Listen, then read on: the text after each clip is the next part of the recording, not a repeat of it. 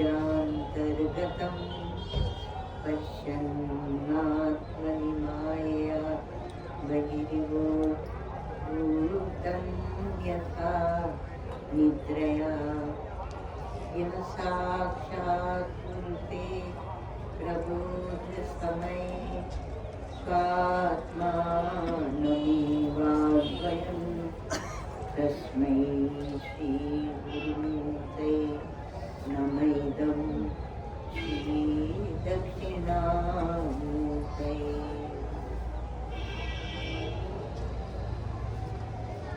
माया छाया वराकि कथमिव लभतां मय्यनन्ते प्रतिष्ठा अस्तादिनीकेश्वरत्वं हरिहरा अन्तवर्णे पुलिङ्गा अद्वैते द्वैतकेला गगननलिनवत् स्वप्नवज्जीवलीला श्रीपूर्णानन्दवाणी श्रुतिशिखरसुधा स्वर्णदीना पुनातु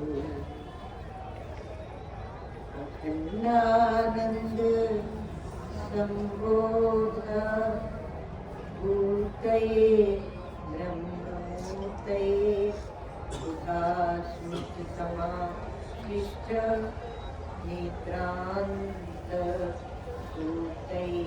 नमः।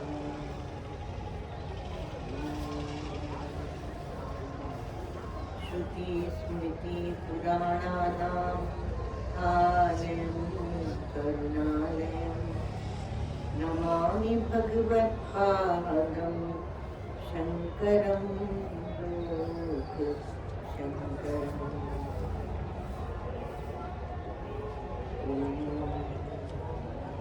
पार्थाय प्रतिबोधितां भगवता नारायणेन स्वयं व्यासेन ग्रथितां पुराणेन मध्ये महाभारतम् अद्वैतामृतवर्षिणीं भगवतीम् अष्टादशाध्यायिनीम् अम्ब त्वामनुसन्दगामि भगवद्गीते भवद्वेषिणी।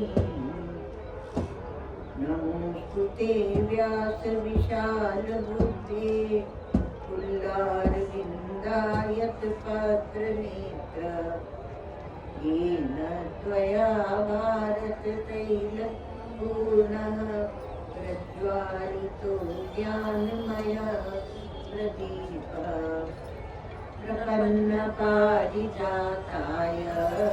स्तोत्रवेत्रैकपाणये ज्ञानमुद्राय कृष्णाय गीतामृतदुहे नमः। सर्वोपनिषदो गावो दुग्धा गोपालनन्दनः पार्थो वत्सः सुधीर्भोक्ता दुग्धं गीतामृतं महत्। वसुदेवसुतं देवं कंसचाणूरमर्दनं देवकी परमानन्दं कृष्णं वन्दे जगद्गुरुम्।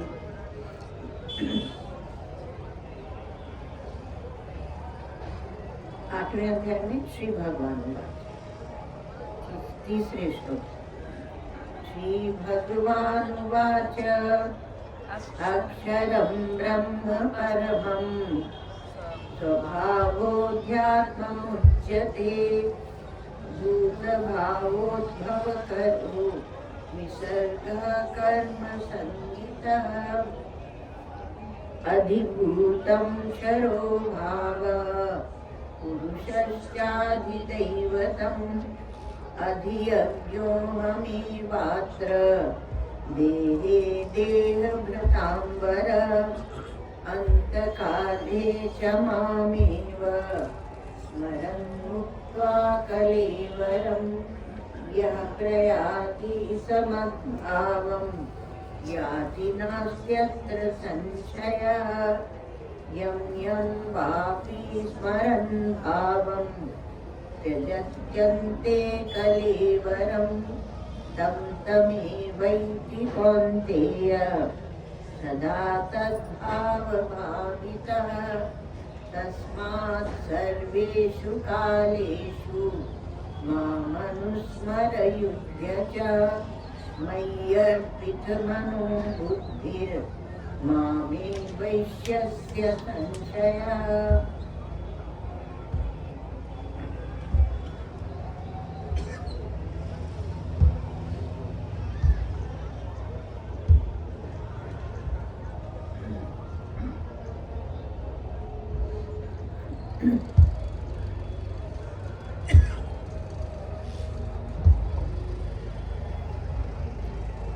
अधिभूतम क्षरो भाव, यहाँ पढ़ लो चतुर्थ अधिभूतम क्षरो भाव पुरुषश्चाधिदैवतम् अधियज्ञो अहमेवात्र देहे देह भृतांबर। अधिभूतम अर्थात प्राणियों को अधिकृत्य करके अथवा भूत सृष्टि को आश्रित करके तब उसका नाम होता अधिभूत। अधिक जो लगाते हैं तो उसका अर्थ होता है कि उससे संबंधित, उसको अंग्रेजी में कहते हैं pertaining to that। तो भूतों को लेकर वो अधिभूत है। तो जितने प्राणी हुए हैं उनको लेकर उनको आश्रित किए होता है, उसका नाम अधिभूत होता है। तो ये समस्त सृष्टि जो देती है दिखती है। कहा असो क्षरा क्षरति क्षरो विनाशी। तो कहा कि वह कौन है जो क्षय को प्राप्त होता है, वो विनाशी है। विनाशी भाव यानी जो कुछ भी यत्किंचित जनिमत वस्तु इत्यर्थ, जो भी कुछ उत्पत्तिशील है वो सबके सब अधिभूत है, सब अधिभूत। तो कहा कि ये पुरुषश्चाधिदैवतम्, और पुरुष जो है जो सबके हृदय में निवास करता है, जिससे सब कुछ पूर्ण होता है, पूर्णत्वात् पुरुषः। तो ऐसा जो पुरुष है वह क्या है अधिदैवतम, वह अधिदैव बड़ा भाई अधिदैवतम, मतलब कि वो उससे अधिभूत से बड़ा है। तो पुरुष वो सब जगत परिपूर्ण है, शरीर रूपी पूरी में रहता है, तो इसलिए उसको पुरुष कहते हैं। आदित्यांतर्गतो हिरण्यगर्भः, पुरुष का भाष्यकार भगवान ने कहा आदित्य के अंदर जो रहने वाला है वो हिरण्यगर्भ सर्व प्राणी का करणा नाम अनुग्रह, जो करण है इंद्रियां हैं उन पर वही अनुग्रह करता है, वह अधिदैव है। पुरुषश्च अधिदैवतम, पुरुष कहलाता है और सब इंद्रियों के प्राणियों के इंद्रियों का अनुग्राहक है। वो सूर्य लोक में रहने वाला हिरण्यगर्भ, तो हिरण्यगर्भ को अधिदैव का दोहरा है वैसे देखा जाए तो। और अधियज्ञ कहा कि सर्व यज्ञ का अभिमानी जो देवता है विष्णु नाम से, यज्ञो वै विष्णु इति श्रुति। ये अधियज्ञ एक विचित्र बात यहाँ पर रखी, यज्ञो वै विष्णु सही विष्णु अहम एव, अधियज्ञो अहम एव अत्र देवव्रतांबर। देवव्रतांबर तो अर्जुन को संबोधन कर दिया। तो कहा कि विष्णु अहम एव अत्र अस्मिन् देहे यो यज्ञः तस्य अहम अधियज्ञः, उसको लेकर मैं ही हूँ। यज्ञो ही देह निर्वर्त्यत्वेन देह समवायी, शरीर से सिद्ध होता है, इसलिए शरीर के साथ यज्ञ का नित्य संबंध है। आपको बहुत पवित्र वस्तुएं परमात्मा ने दी थी, आप अधियज्ञ हैं। यज्ञो ही देह निवर्त्यत्वेन देह संबंध इति देहाधिकरणो भवति, शरीर में रहने वाला माना जाता है। तो यह अधियज्ञ है। अब ये अधियज्ञ को कहते हैं कि अहम एव, मैं हूँ। अधियज्ञ के नाम से मैं हूँ। पूर्व में कहा स्वभाव अध्यात्म उच्यते, अपना जो स्वभाव है वह अध्यात्म है। एक आप बात देखिए कि यहाँ पर एक अधिभूत कहा गया, एक अधिदैव कहा गया, एक अधियज्ञ कहा गया, तीन है। अब स्वभाव क्या है? अपना भाव या अपना संकल्प। आप इस देह में अपना संकल्प करके बैठे, संकल्प छोड़ दें तो आप देह नहीं है, तो इसमें बैठे हैं। तो जिसमें भी अपनेपन की भावना होती है उसको बोलते हैं स्वभाव, अपनेपन की भावना। इस देह में अपनेपन की भावना जो स्वभाव हो गया। इसी को आप जीव भी कहते हैं, इसी को प्रकृति भी कहते हैं, अपनी प्रकृति, प्रकृति भी कहते हैं। जीव भूता महाभाव भगवान पहले कह आए हैं। तो वास्तव में यह स्वभाव जो है यह अपना आप नहीं है, आपका अपना आप नहीं है, पर अपना आप जान पड़ता है। ये स्वभाव जान पड़ता है, अर्थात आत्मा और अनात्मा का एकत्व ही जीवत्व है। आत्मा और अनात्मा का एकत्व और अलग अलग हो जाना वो विवेक है। जड़ चेतन ग्रंथि परिगे यद्यपि मृषा। तुलसीदास जी महाराज बड़ी युक्ति से बोलते हैं। वो कहते हैं कि ये बहुत कठिन है इस ग्रंथि को सुलझाना, उससे तो भक्ति अच्छी है।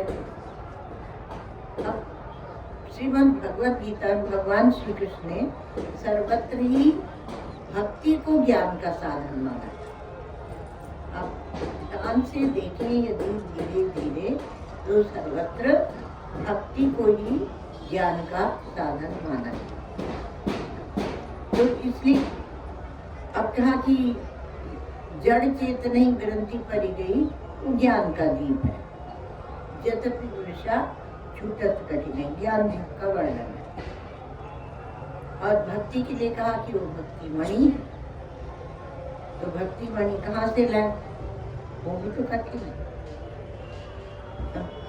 कहा कि भक्ति ज्यादा सरल है, भक्ति सरल बहुत है और सकल गुण खानी, और ज्ञान बड़ा कठिन है, पूरी प्रत्यु अनेक। लेकिन ध्यान से आप देखेंगे तो उन्होंने वहाँ ज्ञान को ही सरल बताया, क्योंकि उसमें गैया चाहिए, दूध चाहिए, उससे घी बनाइए और दीपक जलाइए। और वहाँ भक्ति का क्या है? पावन पर्वत वेद पुराना, राम कथा रुचिरा कर नाना। पट को पर्वत है, वहाँ आपको भक्ति की मणि मिलेगी। पर्वत कह दिया। तो पर्वत में जाके ढूंढना सरल है कि गाय के दूध से घी बना के दीपक बनाना सरल? तो एक बात है, क्योंकि बहुत बार तो इसमें क्या है कि वो जो दीपक जला के हम देखते हैं वह क्या विवेक है, उसी को वेदांतों में विवेक कहते हैं। तो आत्मा और अनात्मा का जो एकत्व हो गया है वही जीवत्व है। और उस जीवत्व के लिए, उस जीवत्व को समाप्त करने के लिए जब आप अलग अलग करेंगे तो अलग अलग हो जाना ही विवेक है। तो अलग अलग, जैसे दूध और पानी को अलग अलग करने वाले को हंस कहते हैं, वैसे जो यह विवेक कर लेता है कि अनात्मा जो जड़ है वो मैं नहीं हूँ, मैं चेतन हूँ, तो वहाँ जो विवेक कर लेता है उसको क्या कहते हैं? परमहंस। हंस और परमहंस। कपड़ा रखने से नहीं, विवेक करने से वह परमहंस है। तो विवेकी को ही परमहंस कहते हैं। और ये विवेक ही अध्यात्म विद्या है। तो एक बात और वहाँ कही थी कि विसर्ग कर्म संहिता, अर्थात नई वस्तु कुछ भी जो बनाते हैं वही कर्म है। पहले को बिगाड़ कर और नया बनाते हैं वह कर्म है। तो ये बात, जीव ही अधिदैव है, पुरुषश्च अधिदैव, ये अधिदैव है अर्थात बड़ा देवता है। अब सबका अंतर्यामी जो मैं हूँ, भगवान कहते हैं कि वही आदियज्ञ है और वही मैं। अब आप देखें यहाँ क्या विवेक बता दिया, कहा कि स्थूल शरीर और विराट, इनको दोनों को ले जाओ अधिभूत में, और सूक्ष्म शरीर और हिरण्यगर्भ, क्योंकि यहाँ भाष्यकार भगवान ने कहा कि वह आदित्यांतर्गतो हिरण्यगर्भा, वह सूक्ष्म शरीर और हिरण्यगर्भ, इसको कहा अधिदैव। पुरुषस्य अधिदैवतम, ये अधिदैव है। और कारण शरीर और अंतर्यामी ईश्वर, अव्याकृत, वही अधियज्ञ। तो ईश्वर वह अंतर्यामी जो सबके अंदर में विराजमान है, उसके लिए कह दिया कि वह मैं ही हूँ। भगवान क्या कहते हैं? वह मैं। और जो शुद्ध ब्रह्म है, चतुर्थ है, तुरीय है, वो इन सबका अधिष्ठान, अधिभूत, अधिदैव और अध्यात्म, तीनों का अधिष्ठान। तो देहे देहभृतांबर, भगवान कह रहे हैं देहे देहभृतांबर, अर्जुन को संबोधन करना, उत्साहित करना नहीं भूलते। तुम देहधारियों में श्रेष्ठ हो, क्योंकि तुम इस युद्ध भूमि में भी बहुत बड़ा प्रश्न तुमने कर लिया। तो बहुत बड़े बड़े प्रश्न तुम कर रहे हो, तुम देहधारियों में श्रेष्ठ हो। कहाँ तक तुम अपनी बुद्धि को ले जा रहे हो, तो इसलिए कहा कि वह तुम देहधारियों में श्रेष्ठ हो। आप थोड़ा सा श्लोक भी आगे के देख लें। तो यहाँ अर्जुन ने यहाँ तक 6 प्रश्न कर लिए और भगवान ने उनको संक्षेप में बता दिया। और आगे 7वां प्रश्न, उसका उत्तर दिया जाएगा अंतकाली। अंतकाल की जो बात थी उसकी बात करेंगे। तो कहा कि अंतकाले च मामेव स्मरन् मुक्त्वा कलेवरम। अंतकाल अर्थात शरीर के पाप का जो समय। तो अंतकाले च मामेव स्मरन् मुक्त्वा कलेवरम, यह प्रयाति समद्भावं याति नास्त्यत्र संशय। अंतिम समय में, अंतकाले अर्थात अंतिम समय में, जो मुझ में ही मेरा ही स्मरण करके और शरीर को छोड़ता है, कलेवर, यह प्रयाति। और इस प्रकार से जो जाता है वो मद भावम याति, वो मेरे भाव को प्राप्त करता है, इसमें कोई संशय नहीं है।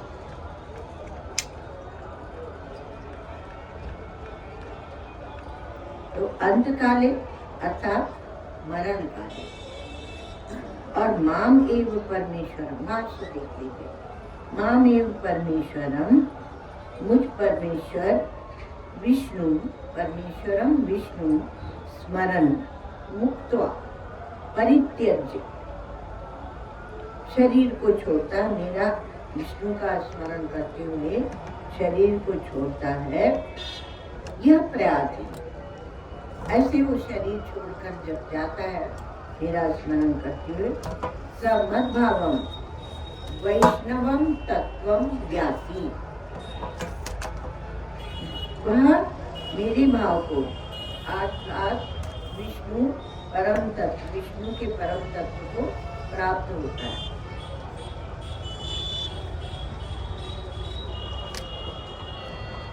न अस्ति नास्ति अत्र संशयः, न अस्ति न विद्यते अत्र अस्मिन् अर्थे संशयो याति वा न वा।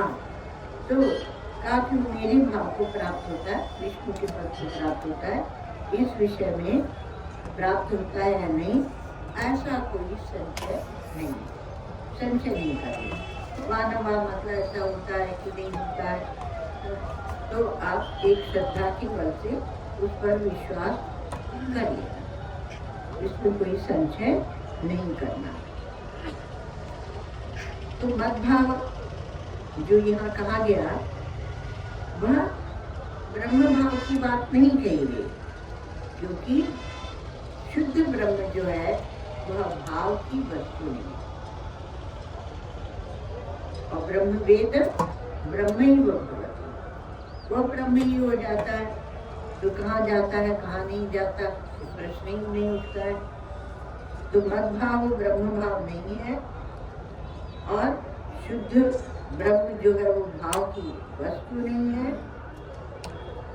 भाव या चिंतन तो सगुण ब्रह्म का ही होता है, सगुण का ही होता है। जो निर्गुण वाले हैं, हमारे जो अन्य मतांतर है, वो कहते हैं हम तो निराकार की पूजा करते हैं। तुम लोग को पता नहीं पत्थर किसे पूजते, तो निर्गुण की या निराकार की पूजा करने वाले जो है वो निर्गुण की पूजा नहीं करते, उसमें भी उनका सगुण चिंतन तो सगुण का ही करेंगे, तो सगुण उनका होता ही है। तो सगुण निराकार, निराकार वास्तव में वो जानते ही नहीं है कि निराकार क्या होता है। तो जो भगवान का चिंतन करते हैं, वो जो एक भ्रंग कीट न्याय बताते हैं हम लोग को, कि वो कीट को अंदर डाल के एक गोला बना के उसके अंदर डाल के, और भ्रंग उसके आसपास मिलता रहता है, घूमता रहता है, उसके प्रभाव से वो कीट जो है वह भ्रमण हो जाता है, और छेद में से जब निकलता है तो भौरा होता है, कीड़ा नहीं होता है। तो इसको बोलते कीट भ्रमण न्याय। आप जिसका स्मरण करेंगे आप वही हो जाएंगे। तो एक अपने स्वरूप का स्मरण करेंगे तो उसको प्राप्त होगा। अब यहाँ मामेव स्मरण कहा, तो ये बात जो यहाँ कही जा रही है उसका सूत्र पहले के अध्याय में भगवान दे आए, 7वें अध्याय में भी में इस बात को भी कह के आए इशारे में। तो वहाँ क्या कहा, 23वां श्लोक देखिए, अंतवत्तु फलम तेषाम तद्भवत्यल्पमेधसाम् देवान् देवयजो यान्ति मद्भक्ता यान्ति मामपि। यदि आपने ठीक विवेक नहीं किया और आप जिसका ध्यान करेंगे वही हो जाएंगे। तो तद्भवत अल्पमेधसाम, उनकी अल्प प्रज्ञा है, छोटी बुद्धि है। देवताओं को, देव का जो यजन करने वाले हैं वो देवताओं को प्राप्त करते हैं, और मद भक्ता यान्ति मामपि, और मेरा भक्त मुझे प्राप्त करता है। तो इसमें क्या है कि बहुत दुख की ये बात है। भाष्यकार भगवान कहते हैं एवं वो याद वो भी कर रहा है, वो याद वो भी कर रहा है, समान आयास है, समान प्रयत्न है, किंतु फल पर अलग अलग। क्यों? क्योंकि विवेक नहीं किया, विचार नहीं किया, इसलिए बड़े दुख की बात है। एवं समाने अपि आयासे माम एव न प्रपद्यन्ते अनंत फला, अनंत फल की प्राप्ति के लिए जिस फल का अंत नहीं, मुझे ही प्राप्त करें। तो इस प्रकार से भगवान अपनी करुणा ही प्रकट करते हैं। अनुक्रोधम दर्शयति, भगवान का जो अनुक्रोध है वह करुणा ही है। तो अंधकाले च मामेव स्मरण मुक्त्वा कलेवरम यह प्रयाति समद्भावम याति नास्ति संशय न मत विषय एव अयम नियम तर्हि। केवल मेरे ही विषय में यह नियम नहीं है, आपके स्मरण की, चिंतन की, अनुचिंतन की शक्ति कितनी है, तो भगवान कहते हैं कि मेरे विषय में नहीं है। यम यम वापि स्मरण भावम त्यजत्यन्ते कलेवरम तम तमेवैति कौन्तेय सदा तद्भाव भावितः। जिस भाव का स्मरण करो, ये कौन्तेय, ये कुंती पुत्र, शरीर छोड़ने के समय प्राण जब इस देह को छोड़कर और प्रयाण कर रहे हैं, उस प्राण वियोग के समय जिस भाव का आप चिंतन करेंगे, तो आप उसी भाव को यम परम भावम जगत तंते कलेवरम तम तमेवैति कौन्तेय, ये कौन्तेय वह उसी भाव को प्राप्त होता है, क्योंकि सदा सद्भाव भावित है। ये बहुत महत्वपूर्ण, क्योंकि सदा उसने उसी भाव का चिंतन किया था।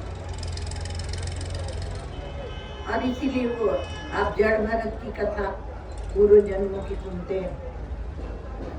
वो राजर्षि भरत थे, फिर उसमें हिरण हो गए, फिर जड़ भरत हो गए। तो जो उन्होंने स्मरण किया उसके अनुसार उन्हें जन्म मिल गया। तो आप किससे राग करते हैं?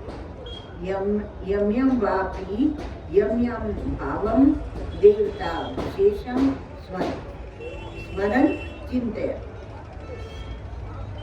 हे कुंती पुत्र, प्राण वियोग के समय जिस भी भाव का, अर्थात जिस किसी भी भाव का देवता विशेष का चिंतन करता हुआ शरीर छोड़ता है, उस भाव से भावित हुआ पुरुष उसे स्मरण करता हो, उसी भाव को प्राप्त हो जाता है, अन्य को नहीं। इसमें ये कहा गया कि आप यदि वस्तु विषय का स्मरण कर रहे हैं तो उसी भाव को प्राप्त हो जाएंगे। जड़ का स्मरण कर रहे हैं तो जड़ता को प्राप्त हो जाएंगे। एक सेठ जी शरीर छोड़ रहे थे तो कहा खूब कीर्तन करो, कीर्तन करो। और जब कीर्तन हुआ तो सेठ जी से पूछा गया, उनको विशेष इंजेक्शन दिया कि कुछ बोल सके, कुछ बोलना चाह रहे थे। तो कहा कि आपको भगवान के दर्शन हो रहे हैं? बोले कि नहीं, मुझे तो कपड़े की गांठें दिख रही, कपड़े का व्यापार था उनका।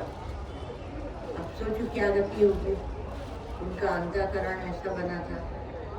और बोलना चाह रहे थे तो इंजेक्शन दिया गया तो कहा सामने वो बच्चिया, वो तुम्हारे कपड़े वो रस्सी खा रही है, तुम लोग देखते नहीं हो क्या व्यापार करो।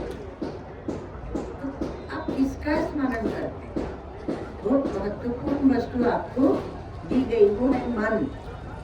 मने मनुष्याणां कारणं बन्धमोक्षयोः।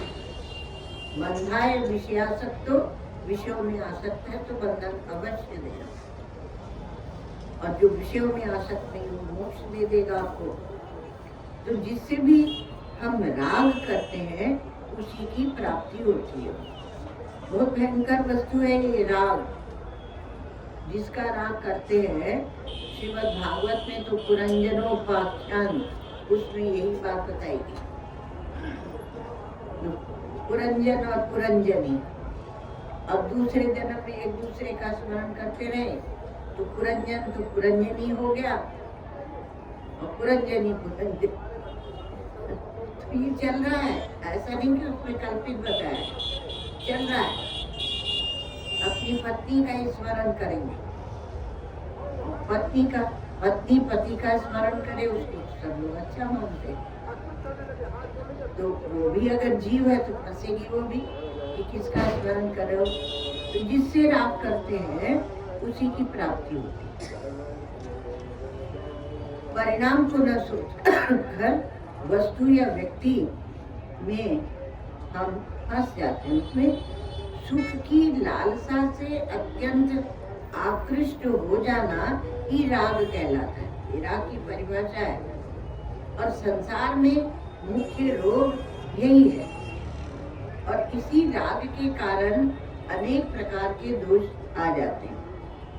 रागो, एक बार किसी ने पूछा महात्माओं से कि अज्ञान बना हुआ है इसकी क्या पहचान है?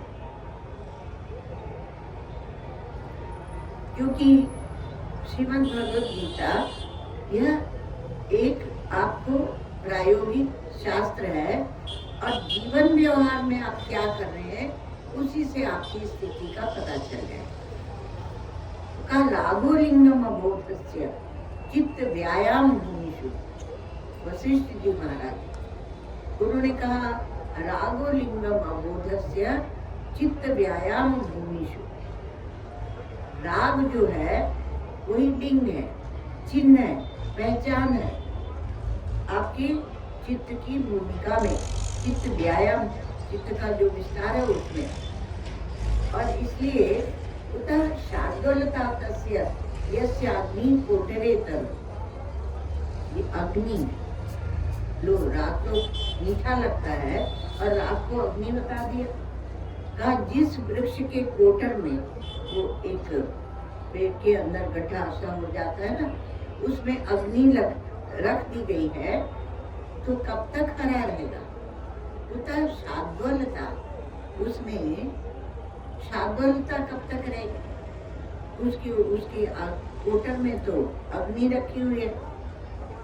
तो इसलिए आप अपने चित्त को देखिए कि वो कहाँ जा रहा है। चित्त व्यायाम भूमिषु तो यस्याग्नि कोटरे तरु। तो राग की निवृत्ति कैसे हो? और राग को काटना बड़ा कठिन होता है, क्योंकि राग है ही वो जिसमें हमें उसमें सुख बुद्धि लगती है। तो राग की निवृत्ति राग से होती है। इसलिए युक्ति बताई गई कि संसार भगवान में यदि राग होगा तो संसार के राग निवृत्त होने की संभावना है। बहुत कठिन है। उतना द्वेष कठिन नहीं है जितना राग कठिन है। तो राग इतना कठिन है छोड़ना क्योंकि आपका चित्त उसमें रंग जाता है, और वो रंगा हुआ चित्त जब दूसरे उसमें जाता है, दूसरी योनि में, तो वह उसी प्रकार का अपना शरीर बना के उसमें प्रवेश करता है। पुनर्जन्म का कारण भी बन जाता है ये राग। इसलिए राग से बहुत सावधान रहने का। और क्या है? सदा तद्भाव भाविता। तो सुखानुशयी राग और दुखानुशयी द्वेष। तो सुख में जो हमें लगता है कि इसमें सुख ही है, आपके हृदय को रंग देता है, वो राग है। और जिसमें दुख की धारणा होती है, दुखानुशयी द्वेष, अंतःकरण में दुख की धारणा होती है, वह द्वेष होता है।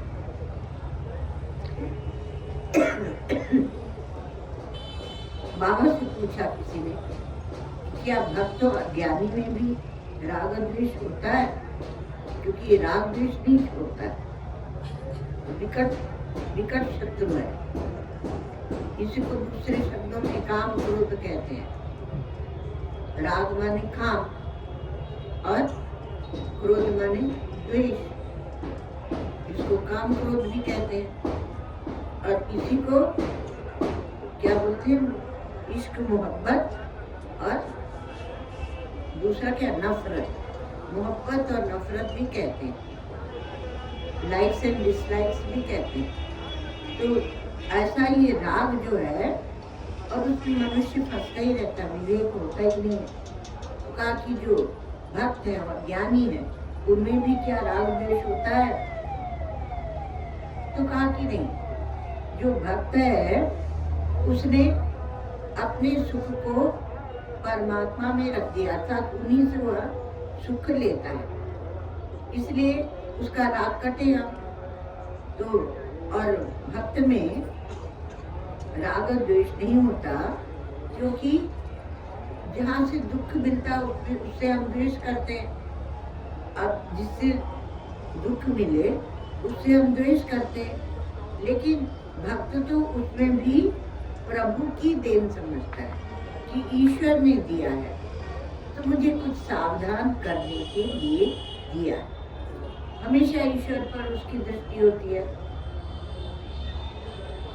जो आपको दुख देते हैं वो भी आपको ईश्वर की ओर ले जाते हैं, और जो आपको सुख देते हैं वो भी ईश्वर की ओर ले जाते हैं। ऐसा आप सोचिए, तो सुखानुशयी राग कटेगा, क्योंकि भक्त में, क्योंकि दुख को तो प्रभु की देन समझ लेता है, और सुख को वह सहन कर लेता है। सुख को भी सहन करना पड़ता है। सुख को ऐसे सहन करना होता है कि आप जल्दी से सुख आने से फूल जाते हैं। थोड़ा सा एक छिछलापन है, अंतःकरण का छिछलापन है, हल्कापन है, कि थोड़ा सुख आया तो फूल गए, कूदने लगे, नाचने लगे, और दुख आया अंत तक विचार नहीं करते।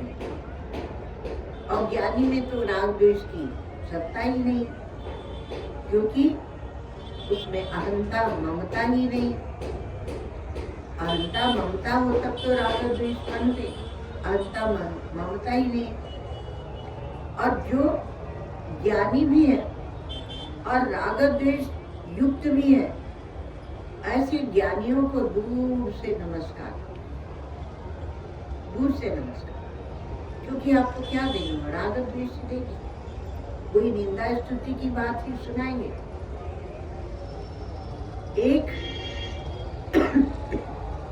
एक दृष्टांत ऐसा है कि जिसमें इस सृष्टि में, जिसमें राग द्वेष का सर्वथा अभाव होता है, और वह है ज्ञानी।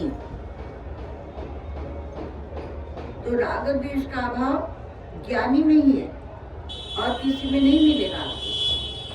भक्त में भी किंचित राग द्वेष मिल जाएगा। क्यों? हम जिन भगवान की पूजा कर रहे थे, क्योंकि उन्होंने निंदा कर दी, तो आपको उनसे द्वेष हो जाएगा। तो इसलिए सर्वथा अभाव तो ज्ञानी में मिलेगा।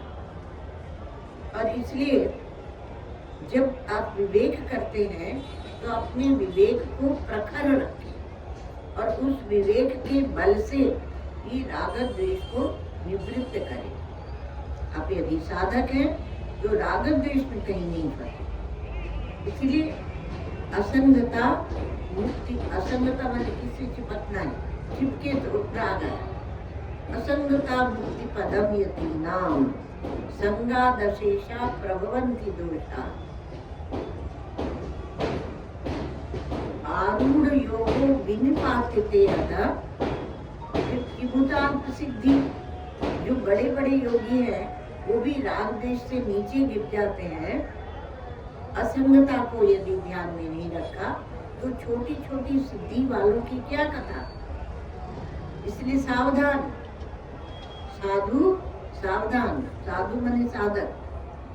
तो राग द्वेष का जो दृष्टांत है वो हमारे सामने ज्ञानी, जो किसी से प्रेम नहीं करता, जो असंग है वही सबसे प्रेम करता है, और जो सबसे प्रेम करता है वही असंग।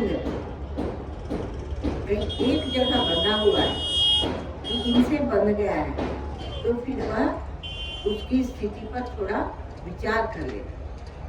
इसलिए श्री उड़िया बाबा जी महाराज कहते हैं कि उसको दूर से प्रणाम कर।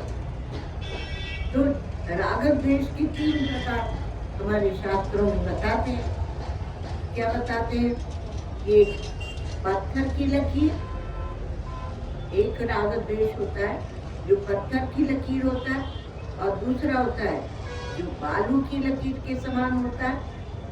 पत्थर की लकीर में टंकण करके और लकीर खींची जाती है, इसलिए पत्थर जब तक रहेगा तब तक वो लकीर रहेगी। और दूसरा है बालू की लकीर, बालू में लकीर खींची जाती, वो भी दिखती रहती है, किंतु जैसे ही आंधी चली वो लकीर खत्म हो जाती। आंधी किसकी चलेगी? या तो प्रेम की आंधी चले या ज्ञान की आंधी चले। तो आंधी जब चलती है तो मिट जाती है वो लकीर। और तीसरी है पानी की लकीर। तो पानी की लकीर जो है, आप पानी में जाके तालाब में खड़े हो जाइए और पानी में कुछ लिखिए और कहिए कि हम पानी में लिख के आए, तुम जाके पढ़ लेना। आप खुद ही नहीं पढ़ पाएंगे, दूसरी समय पूछ जाएंगे। तो पानी की लकीर है, वो दिखता है पर होता कुछ नहीं। एक बार एक सेवक थे, तो बाबा ने उनको डांटा। बाबा ने कहा, मैं तुझे ना मारूंगा और मारूंगा। तो बाबा की कुटिया से निकला बाहर और नाचने लगा। नाचे, हम सब प्रकार के लोग होते हैं, तो सबने कहा क्यों नाच रहे हो? कहा आज बाबा ने मुझे कहा है मैं और मारूंगा, कि बाबा के तो काम क्रोध है ही नहीं, वो तो अधिकांश समय समाधि में रहते हैं। तो अब मुझे कहा कि मैं और मारूंगा, तो मुझे उन्होंने कितना अपना माना है, इसी प्रेम में मैं मगन हूँ। फिर पूछा कि बाबा उस दिन आपको मेरे ऊपर क्रोध आ गया था? बाबा ने कहा जा रे, जिस दिन मुझे क्रोध आ गया उस दिन मैं इस शरीर को छोड़ दूंगा। आपने कभी ऐसे सोचा? अब बाबा कहते थे कि एक बार क्रोध आया तो आपके 6 महीने का भजन का जो रस है वो समाप्त हो जाता है। फिर आप उसी भूमिका में पहुंचने में कितने लंबे समय तक प्रयास करेंगे, तब उस रस की रसोत्पत्ति होगी। तो रसोत्पत्ति जब हो जाती है तब संसार का रस आपको खींचता नहीं है। यहाँ के राग द्वेष आपको स्पर्श नहीं करते, क्योंकि आप अपने रस में झूम रहे, अपने रस में। तो इसलिए ऐसा एक महापुरुषों को देखकर आप कुछ नियम तो बनाइए कि हम अपनी वाणी को संयम में रखेंगे अथवा हम मन को प्रभु में लगाएंगे। वो कुछ करना नहीं है, और फिर आप ये सोचते हैं कि हमें वस्तु मिल जाए, क्योंकि हम तो वेदांती हैं, तो केवल उपदेश से मिल जाएगी। इसलिए गीता बहुत प्रैक्टिकल, श्रीमद् भगवद गीता, श्री भगवान के वचन। तो भगवान के वचन हम सुनते नहीं और भगवान की भक्ति करते हैं। तो पत्थर की लकीर किसकी है? कहा संसारी मनुष्यों की है, वो जन्म भर, इसको तो मैं जन्म भर घृणा ही करूंगा क्योंकि इसने मेरे साथ ऐसे, आप कुछ भी कह लो महाराज, मैं इससे कभी भी मैं प्रेम कर ही नहीं सकता। तो जन्म भर दूर नहीं होते, इसका ये कारण नहीं है कि दूर नहीं किए जा सकते, पर उनको ठोस बना के अपने अंदर पकड़ लेते हैं, एक जिद होती है, हम उससे विवाह करेंगे और उससे विवाह नहीं हुआ तो आत्महत्या करके मर जाए। इतना ही क्या है अभिनिवेश। उसी प्रकार से ये जो मनुष्य है संसारी, आप देखिए कि आपके अंदर कब संसारी तो घुस जाता है, प्रवेश कर जाता है। संसारी कोई नहीं है, सब असंग आत्मा, पर हमने दृढ़ कर करके उस विषय को और उसको दृढ़ कर लिया, तो हम जिंदगी भर एक बना के रखते हैं कि वही मेरे लिए अच्छा है। और उसके लिए अनेक कहानियों से उसके लिए गुरु का भी त्याग कर दे, ईश्वर का भी त्याग कर दे। हमारे श्री महाराज जी कहते हैं कि अपने वैराग्य माने राग द्वेष की शिथिलता, राहित्य नहीं भी हो तो शिथिल तो करो राग द्वेष को, नहीं तो वैराग्य की क्या पहचान। तो महाराज जी, श्री महाराज जी कहते हैं गुरुदेव हमारे कि अपने वैराग्य के सामने तुम ईश्वर के भी आदेश को मत मानो और गुरु के भी आदेश को मत मानो। अब जब घर के लोग आएंगे तो उनके सामने गुरु जी कहेंगे, ए अपने माँ बाप का कहना मान अथवा अपनी पत्नी की बात सुन, तब आपका विवेक होना चाहिए कि गुरु कौन सी आज्ञा का पालन कर रहा है, कौन सी आज्ञा करेंगे। तो गुरु जी ऐसी आज्ञा क्यों करते हैं? आप प्रश्न गुरु के ऊपर उठाएंगे, आप अपने अंतःकरण का निरीक्षण नहीं करेंगे। ये साधकत्व की बात नहीं है, ये संसारित्व की बात है। तो आप ऐसी बात फिर क्यों कहते हो? ये तो हमें पसंद है। ऐसा नहीं, ऐसा कोई अभिनिवेश राग द्वेष आदि का नहीं होना चाहिए कि जन्म भर हम उसे नहीं छोड़ेंगे, हम किसी भी हालत में इससे द्वेष नहीं छोड़ेंगे और इससे राग नहीं छोड़ेंगे। तो आप संसारी, हम आपको क्या करेंगे? प्रणाम ही करेंगे, ऐसे ही रहो। तो संसारित्व की प्राप्ति होती है। जब ये कहते हैं कि संसारियों के लिए, तो अपने अंदर देखो कि कहीं आप संसारी तो नहीं हो रहे।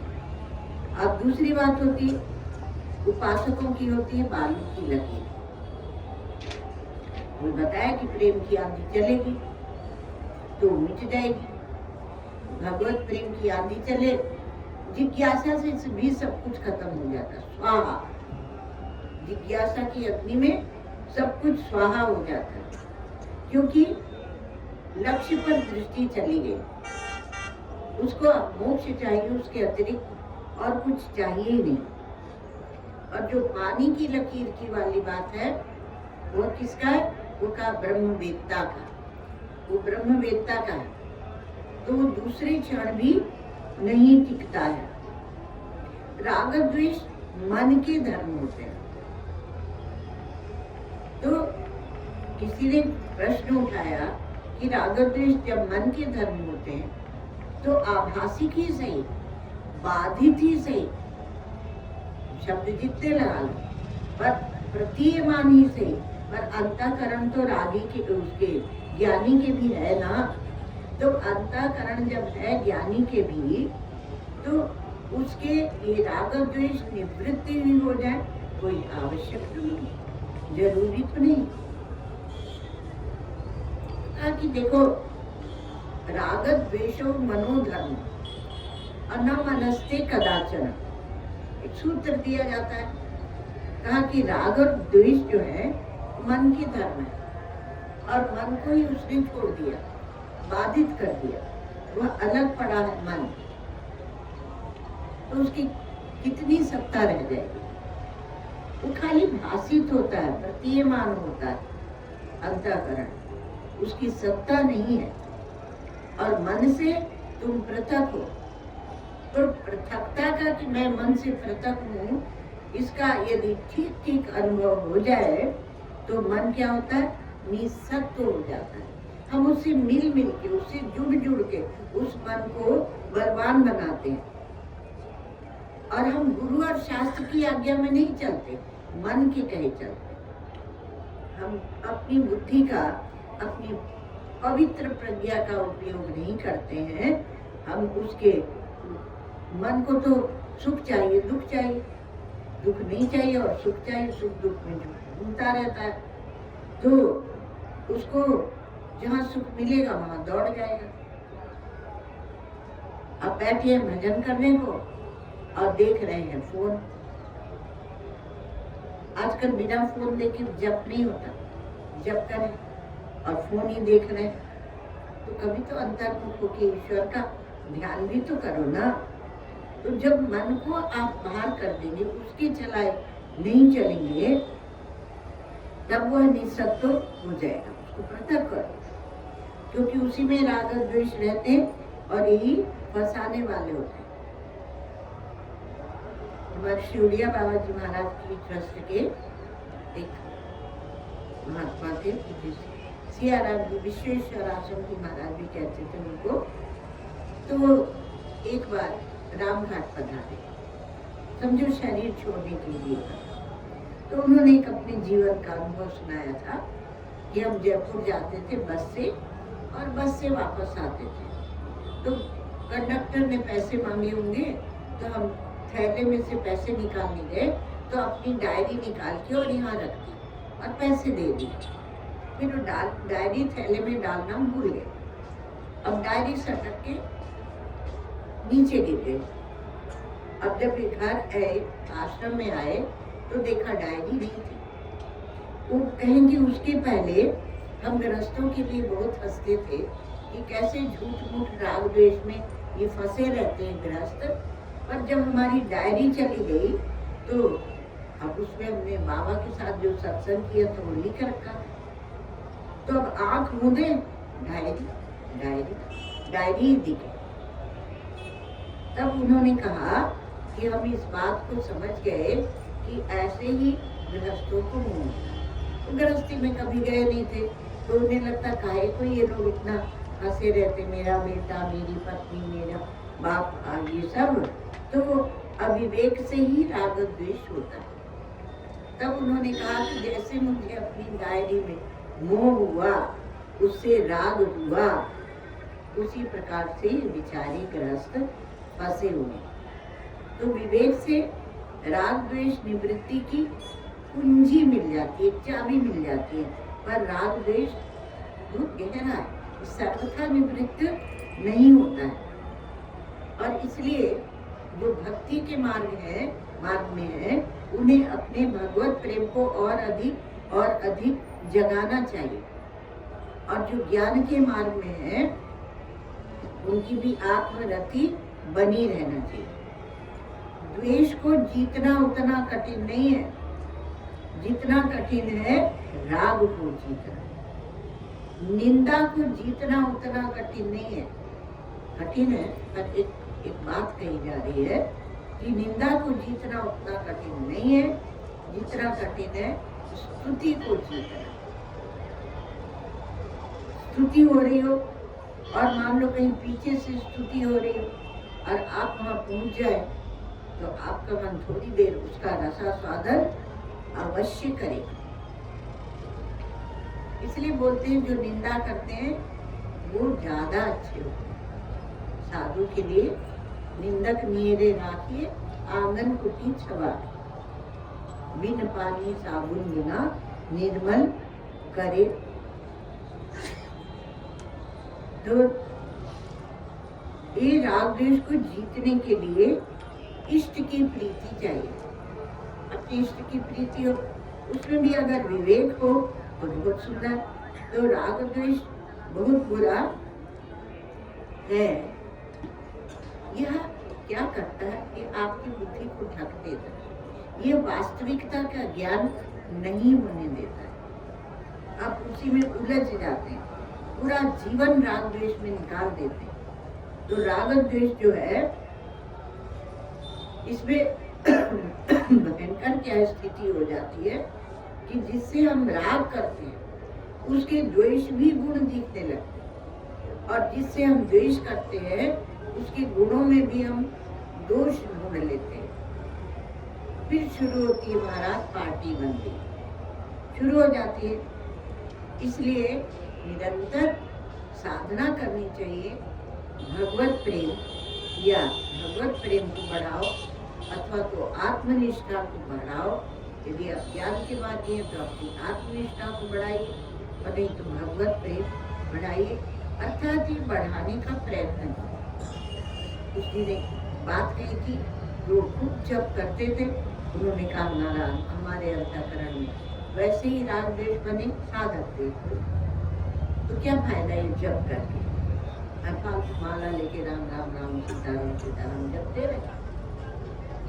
तुम्हारा जिसे का आपका दिया हुआ मंत्र बेकार, और ये जो जप हम करते हैं माला वो सब बेकार, क्योंकि हमारे अंतःकरण में किसी प्रकार का परिवर्तन नहीं है। महाराज जिनका नाम ले वापस और अब बिल्कुल मत जप करना।